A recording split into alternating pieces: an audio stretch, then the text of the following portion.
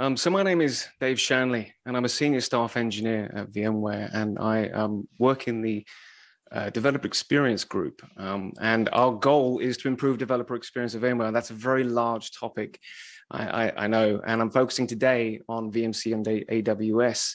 And what I'm going to be doing is talking about some of the things that we know that we have with our consumption experience. As we move into SaaS and become more of a SaaS-oriented company, there's some challenges that we have with moving from the traditional software delivery model that we have today to be able to make this consumption available in the cloud. And I know there's some challenges there, and we're going to look at that, and we're going to look at some of the things that we've got going on behind the scenes and some of the tools that we're actually building to fix some of those problems and move things forward. And it's not just for VMC and AWS, it's actually for for VMware as a company. So it's this is an insight into some of the things that we're kind of building and looking at to improve this all around. So let's take a look at the problem to begin. First of all, our SaaS customers, particularly with VMC and AWS, expect quick time to value. I mean, everyone does. Don't make me wait. Don't make me think. Give me instant value, and let me integrate and onboard my applications and have a self-service experience. Is pretty much standard these days, and that's a very different model to what VMware has typically operated on. So moving into this world is something that we're working on actively, but we're aware that there's some problems with some of our API discoverability, and some of our documentation isn't great. It's hard to find, it's hard to read, it's in multiple versions in multiple places, and some of our SDKs aren't the best that they could be. That the experience could be much improved. We don't have things open source. They use proprietary technology, and so on and so forth. So we know that we do struggle with these concepts, and we're actively working on improving that. And I'm actually going to show you that now. So this is actually a live demo. So excuse me if something goes wrong, but I'm actually going to step out of here. And what I'm going to do first of all is bring that back, is I'm going to talk about, what's the first thing that I would do with a new SaaS service? The first thing that I would want is to know, how do I log in and get something useful? There's always got to be a login of some kind. That's usually the first thing you would do. So you would typically run a query like VMware Cloud login, or it could be, your favorite SaaS service. But that's the first thing that I would do as a developer. And the first link that comes up is usually the first one I'm going to click. And when I do click that, I get this cookie setting bar. I'm just going to click that. But the documentation pops up, and it's actually pretty useful. It's going to tell me how to get started with 5 minutes. And the first thing that we have to do is go and obtain an API token. If you've done that before, it means creating an account and logging in. And then you've got to go ahead and exchange your token for an access token. Again, this is adding more steps to the process. And what would typically happen is you'd end up in our developer center in VMC and AWS, and now you're kind of left to figure out, well, where do I go? Is it, it must be an identity and account management, and then I'm left to look through all these different categories, and I can go through them one by one, or I could do it like this, or I could even filter. But eventually I'm going to get down to the API that I need, and the information is here, but it's not the most consumable, and there's some look and feel problems and things like that. But this gives me some indication of what I should be doing here. But it's not actually the best experience that we could offer. It doesn't lower that time to value. So the next thing that I would probably do is come over to code samples. Just give me something I can copy and paste, a Power CLI commandlet, or a PowerShell script, or a Python script. And I'm still kind of trying to figure out, from the variety of different samples available, well, which one do I need? And I can eventually click on something like this, and I'd be taken off to a different website, and it takes quite some time to load. And by this point, I'm now frustrated. Like, okay, well, now this isn't great. So there's also SDKs available, which an SDK, if you're not aware, means it's code that you can implement in your application. And you don't have to worry about building API calls yourself. But we don't actually have one for VMC. We've got some for Java, and we've got one for vSphere and one for Python, but we don't actually have anything for VMC. So there's problems all around here about how do we build a navigatable experience? How do we allow our customers to find our APIs, to consume our APIs? And how do we improve the quality of those APIs and raise the bar for everyone? So if I come back here, I want to just take a sidestep and introduce the DX team and talk a little bit about what we are and what we're doing. And DX stands for developer experience. So you may hear in different terminology, DX meaning deploying to infrastructure, or DX meaning building apps. From this perspective, we're talking about building apps. And as an app builder, you need to consume those APIs, and SaaS being the way forward for all of our infrastructure is having a good consumable SaaS API is critical. And the DX team is here to do that. And we've got a bunch of tools that I'm going to show you to help deliver on that. So if we come back to our problem statement and all those things, these puzzle pieces that don't quite fit together, well, developer experience is the solution to tie all of this stuff together. Improving developer experience actually provides much quicker time to value because you can get to the things that you want. It allows the people to self-serve because they've got the right guides and the tools and the libraries and the SDKs to do this thing without needing an account representative or call tech support. And we then can even improve on things like making documentation standardized and easily renderable and locatable and SEO friendly, and taking into consideration all the things that normally get left behind. We can focus on that and then get to the point where our SDKs and CLIs can all be auto generated from standardization. And again, I'll talk a little bit more about that in a minute. So our first goal is to raise the bar for quality, consistency, and consumability for all of our APIs and SDKs and CLIs and even UIs at VMware. You may have noticed UIs have been getting gradually better over time at VMware. That's because we've been investing really heavily in improving user experience and design. What we do with DX is we actually focus on the problems by exposing them using tooling. So we actually create technology to fill all the gaps that existing tooling doesn't cover, that is currently available, and help actually show where we are. So the thermometer, for example, this actually powers our internal leaderboard, which I'll talk about in a moment. So we know how well we're doing across the company. And the Rolodex is, it's an index of every single API that we have in the company, which is thousands across all of our products and all of our portfolio and our business units. We have a huge amount of API surface to cover. So being able to index that and locate things and understand when we have overlaps or we have gaps, that's what the Rolodex does. And it's a key, it essentially powers the thermometer on our leaderboard. And we're also here to ensure that we're building quality tooling. So analytics is a huge part of what we're building as well. So we now have the ability to actually go through and analyze all of our API specifications. We actually use OpenAPI, which again, I'll talk about that in a moment. But we use a standardized specification language now to define our APIs. And this tooling helps us understand where we have linting problems or we're showing critical errors, how our documentation coverage is doing, if you've missed out descriptions or summaries. These are the things that really trip developers up when trying to figure out how to use an API. Having a poor description or a really weak summary is a real problem. So we have a tool called the printing press, which I'm going to show you a demo of in a moment, that generates all of our documentation now. And it's essentially the world's best OpenAPI documentation generator on the planet, if I don't say so myself. I was the architect of it, so of course I've got that opinion. But anyway, we're going to open source it, but it genuinely does fill the gaps that the existing tooling out there doesn't cover, because we've designed it to work at scale for enterprises. Because if you feed some of the specs that we have for some of our large projects like or products like NSX or vSphere into current tooling, it blows up. It just chokes to death on it, and it can't process it. There's too much data. So our tooling is focused on enterprise scale and generating lots of information really, really fast that can be then found by search engines and developers.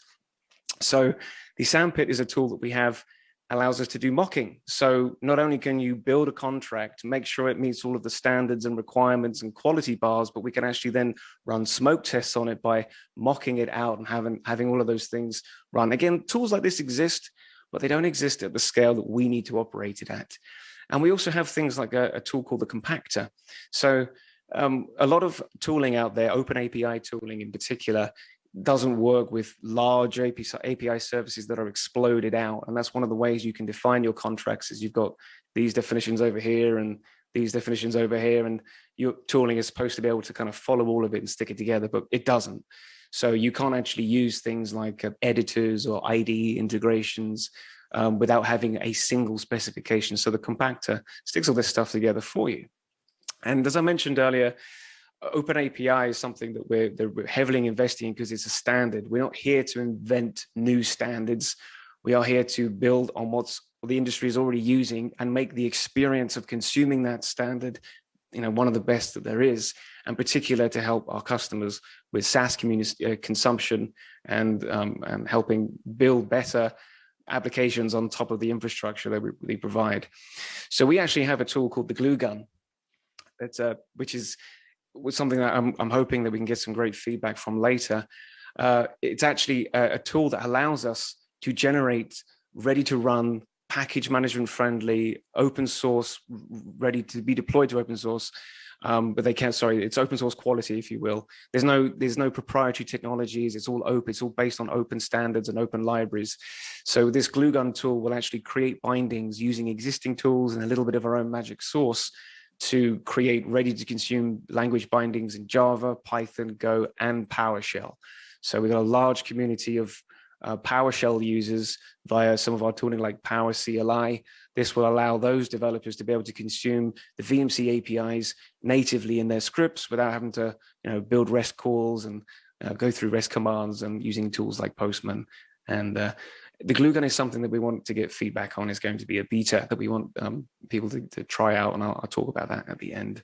You sort of mentioned that they're open source, but then you said they will be open source. So is this what's the current status? I guess is what I'm curious. Sorry, about. Yeah, I should have been more clear there. They will be open source. We have one piece that we've just made open source. There's a whole variety of these things that we're going to be making open source. They're not quite there yet. Our goal is to make them open source this year. This summer actually is our goal. I'm hoping we can hit it, but it's still a tentative date. But they will be open source, but they're not quite just yet. Okay, yeah, I'm most interested in printing press, so hopefully there's a demo of how that works. Yes, I'll show you that. I'll show you important. Yes, they are. They absolutely are. I completely agree with you. That's why we started with it first, to get that right, because then you work backwards from the documentation. I want to make sure that I'm clear on where we're going with this. Is this the movement to the consolidated API thing, right? It could be anything.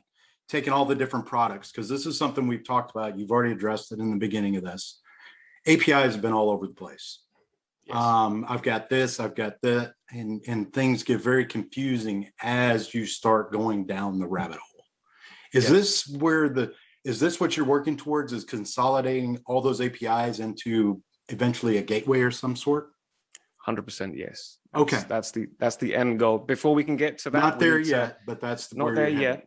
Okay. Yeah, we're heading there. We're right now we're focusing on showing what we have and showing the landscape.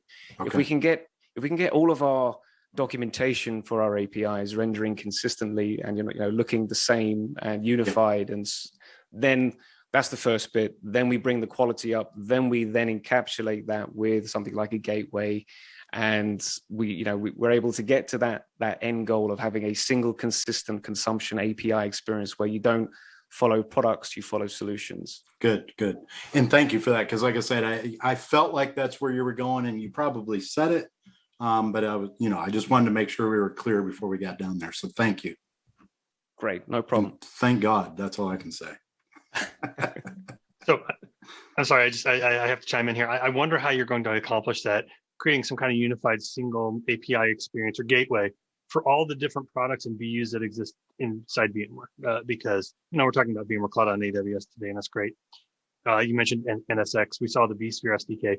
There's all these different things within VMware, different release cycles and cadences, different development teams working on them. How do you accomplish that cohesion between all of them? It seems like it's really difficult to create.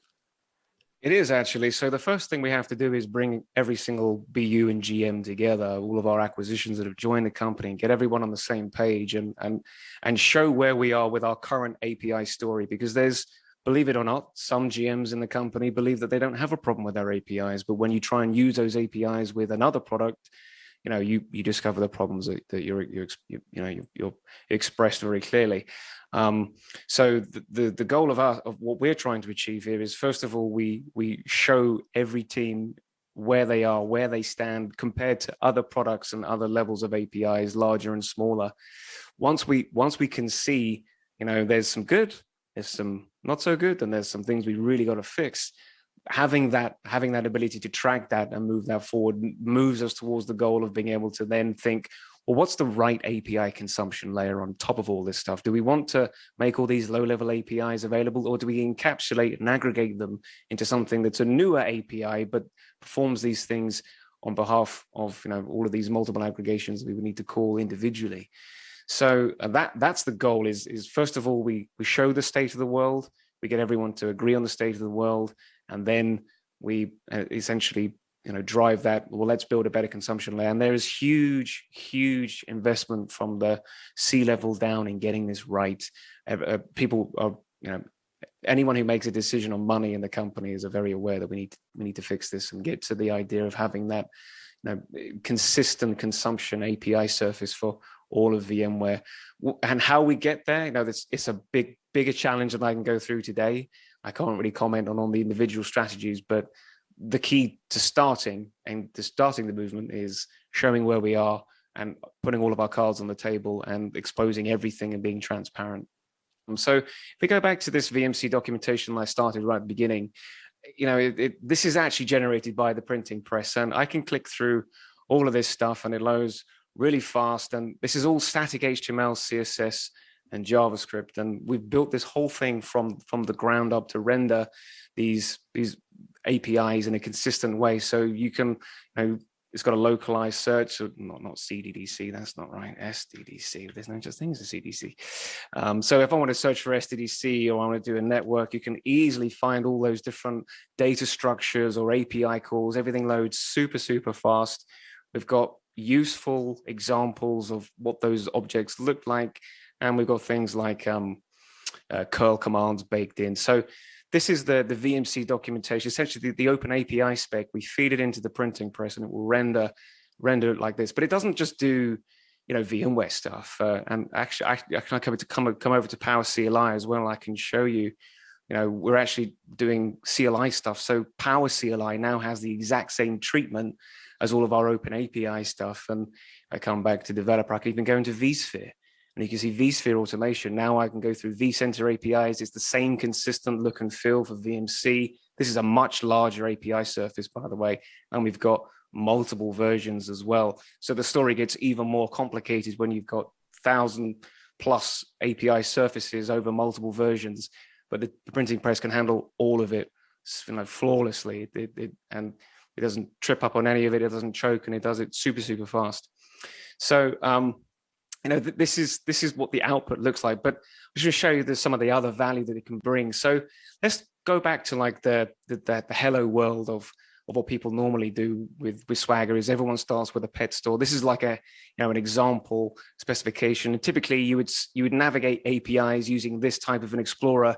It looks relatively similar to this, right? Because we actually took the Swagger UI Explorer and skinned it and basically reskinned this. So it's the same type of experience. But again, this isn't the easiest way to consume an API. But anyway, this is the pet store example. So I can come over to our internal tool here. What I'm going to do is I'm going to go ahead and select that pet store JSON file. And you see, it's just rendered the documentation instantly. But what it does is goes beyond the existing tools and gives us things like, well, you've got this amount of coverage. You've got these are some of the statistics. This is our complexity score, which I'll talk about in a minute. Here's some errors that we found when we were rendering it. And I can actually go and view that documentation and see everything I would need to see, just like I could with VMC, just with vSphere. It works with any open API specification. So any company, any team, anyone can use this. But it goes further as well. So you might notice there's diagnostics over here on the left. I'll click on that in a minute. But I can actually do these online and inline analysis of how complicated an API is to use. And it will even tell me where I've got gaps. Like you've missed documentation here. You've got to go back and fix this. But it actually gives me the how hard is this API to use? And this goes towards creating the idea of our of our leaderboard. So, we've actually got this ability to see inline as developers we're able to consume this stuff. So it goes even further, really, because here's the VMC Cloud Sizer API. And this is running on our internal systems because I've got these two other options here. So I actually click on this diagnostic, and I can actually go into more depth and see how well we actually rate this API. We've got critical linting issues, because you might have missed something or added something in the wrong place. We've got a strange documentation score there. That's just one of the developers working on something. But we actually have the ability to go through and see those API complexity analysis done inline and inside this documentation. And another thing that we have as well, as again, these are all these individual internal tools that go beyond what currently is available on the market, is we provide a change log. So we do this semantic analysis on what was the previous spec and the new spec. And we can tell you everything that was added, removed, things that were changed, properties that were renamed. I know the design doesn't look great. We're still working on it, but it gives you everything that you would need as a developer to understand, oh, these are a bunch of new operations that have been added to this API, or this is a breaking change because we've actually changed on ESX config, we've actually changed the properties. If I actually go and click on that object there, you can see it's been changed. Right, and this was the property that was changed, and it does this in line with the documentation. Okay, we haven't made this available publicly yet. This is all internal stuff, but you can see the value of having internal documentation, which all the bells and whistles turned on, and public-facing documentation for customers to consume. It's the same thing. We just turn on dials and knobs and hide some of the things we don't want to expose necessarily, like internal APIs or APIs that are changing before we publish them. But this means any team, any company, anyone could use the same thing and replace this logo up here, change the colors, put your own branding on there, and now you've got the world's most SEO friendly, super fast loading OpenAPI documentation out there. Hey, Dave. Yes. Are you going to get into? We don't even have to get into it. Just thinking about it.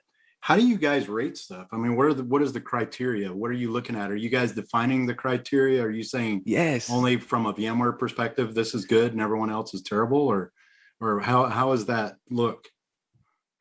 It's a great question, actually. So, this isn't a VMware thing. This is what let me go back here and show this. You're trying to define a standard from the industry perspective. Yeah, it's application developers, right? I need to do aggregation, pagination, I need to do querying.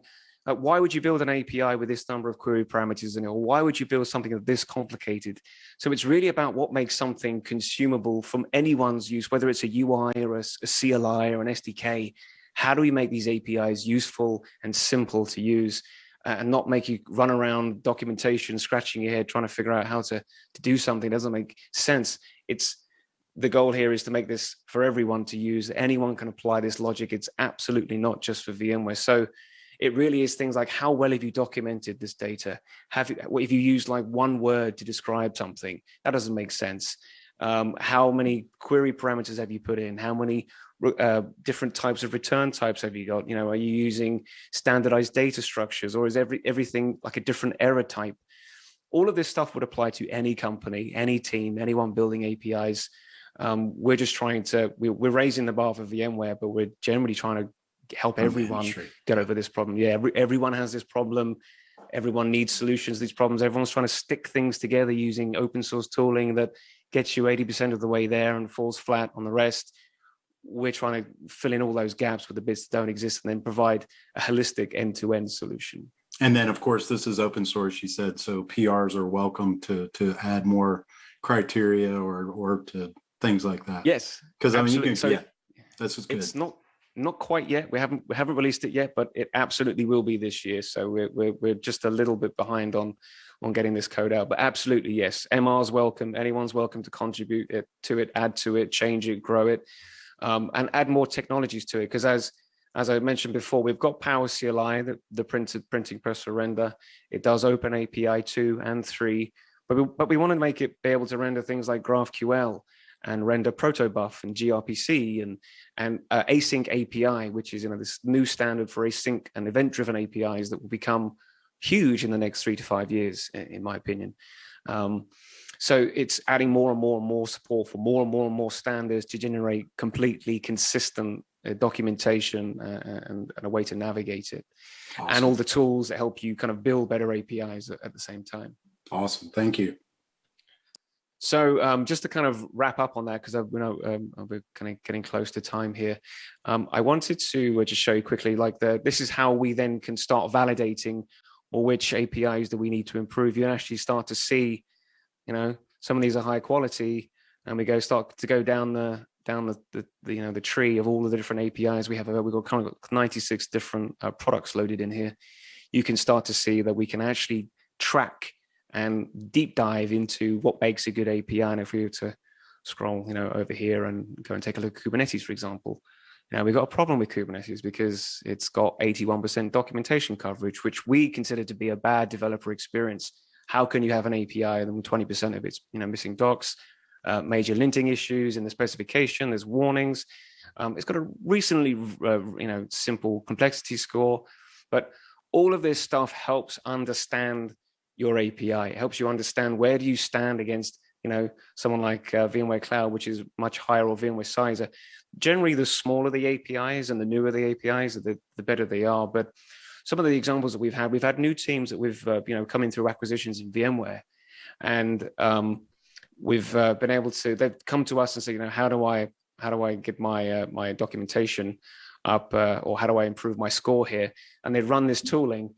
And they would come back with in the next day going from like an F all the way up to an A+, because they've used this tooling to really improve their documentation, really simplify some of the stuff, remove silly things like polymorphism, and this is a big problem in APIs, is polymorphic API types and objects that could be one thing or many other types, and building SDKs and CLIs that can consume this stuff is a challenge. So this tool helps you understand that, whether you've got things like circular references and you've got data structures looping back around with each other, that's another problem as well. So this tooling helps kind of go through all of that. The first piece that I wanted to mention is this is called Transport. This is open source.